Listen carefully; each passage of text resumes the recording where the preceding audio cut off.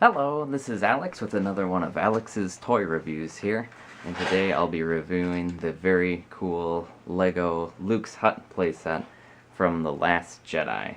And I just have a thing for playsets that are like a character's hut or a house they could actually live in, then rather than always being like a vehicle or something like that. It's kind of neat to imagine that he's living in here, contemplating the Jedi and stuff like that.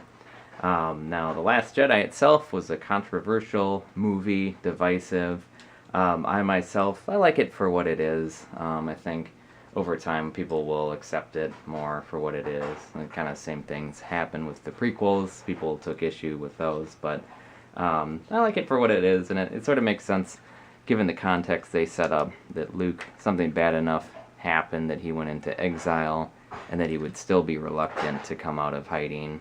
And kind of grumpy because of that. And you can't really blame him, training a generation of Jedi and then ending up with only Kylo Ren.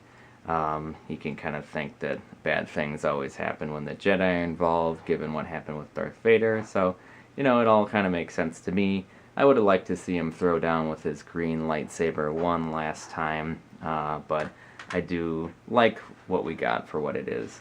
And the great thing about toys is if you don't like what's in the movie, you can kind of pretend that none of it ever happened. You can pretend that he wants to train Rey or, whatever. Now, the playset itself is great. I really like it. It has a really nice look and feel. It feels really complete. And it has a few features. So, first we've got Rey over here with her training. There she is. And she's supposed to hit this stone and knock it off there. Let's see, there we go. So it can be hard to get her to hit it, but at the right angle she hits it off, and then it splits open, kind of like what happens in the movie where she accidentally cuts a rock in half with her lightsaber. This time though there's a crystal hiding inside, which is non-canonical, but I think that's fun. It adds a feature. I think anytime Lego makes a rock they should just stick a crystal in there because it's more fun. So you can pretend that's a Jedi crystal or something like that. Stick it back together. Very good. And then, so another feature is that it's modular. These pieces are built to be removed and then moved around, so you could stick this on the side. I kind of like it just the way it's originally set up, with this in the front with the fire. It feels like it fits what you see in the movie the best. And then you've got this little fabric thing opens up, looks nice. None of it's exactly quite what you see in the movie, but it feels like it's right from the movie, so it looks really appropriate. Oh, and you've got a little porg over here. Pretty popular little weird guy is introduced in the movie, and you can kind of perch him wherever. That's a nice spot right there to stick him. You can turn it around. This comes off, built to come off really easily. It's just held on by a couple of pieces there. So you can kind of see into Luke's hut and kind of have him live out his day-to-day, waiting for death, whatever he's doing, refusing to train Jedis. Or you can pretend that he wants to train the Jedis. Yeah, well, come on. Where's everyone else? You can do whatever you want. And there's a few features here. So let's look a little closer. It's got this clever little bed thing that flips up to make more space in his hut. And he's got a couple different things. He's got like a lantern, a frying pan, which he can take out and fry up a little fish. That represents the time he caught the fish, stabbing it with his long spear thing out there.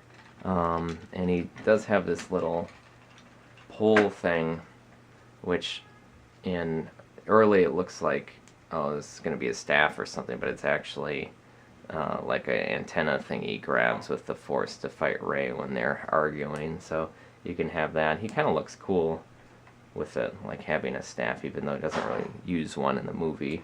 Like a staff, it looks cooler with like an older Jedi character. Let's see, and then this little thing comes out here. And you've got some little berries, so he can forage and do whatever.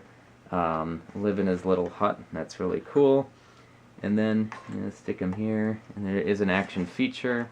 So in the movie, Rey accidentally thinks she sees Kylo Ren through a Force-link vision thing, and then she accidentally shoots a hole through a hut. Yeah, it kind of varies there. That's pretty good.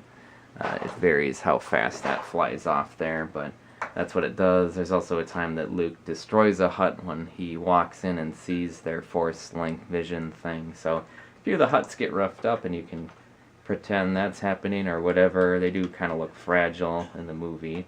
That's pretty much it. You can have them hang out in there and do whatever. Both of the characters have alternate heads, so you've got kind of a grumpy, pensive face, and then you get an extra grumpy face on Luke there. So that's appropriate to what we see in the movie, just from grumpy to grumpier. Rey has a kind of hopeful, neutral-ish face on that one that can be kind of whatever, and then she's got kind of a miffed and grumpy, come on, train me, Luke, type face.